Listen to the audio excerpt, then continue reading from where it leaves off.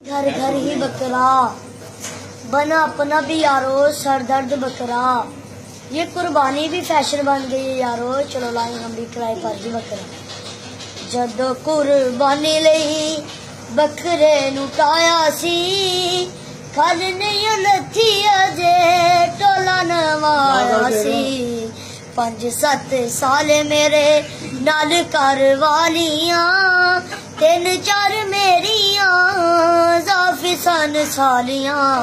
ते आके मेहमाना साडा कीता बुरा हाल सी, 30-40 नाल जेड़े बाल ले आए सी।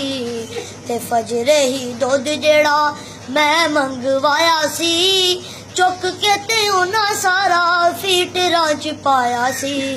ते कहने लगे भाईजान गल सुनो आके, दुध साडे बालां नूं दे मंगवा के। ते 4 डाले बोतलां दे हट्टी तो मंगाए सी, हजे भी परौणियां नूं पूरे नहीं आए सी। ते बकरे दा पूरा असी बकरा पका लिया, रोटी खाने नहीं मेहमानां नूं बिठा लिया।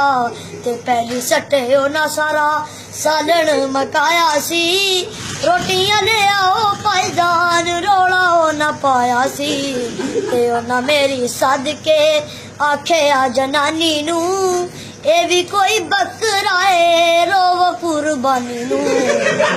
टुकड़ा कलेजी नाल ओजली भी लै गए, रब रख जांदी वारी सानू सियो कह गए। ते जांदी वारी कर गए सफाई सी, भुखिया रह के इंज कैफीद मनाई सी।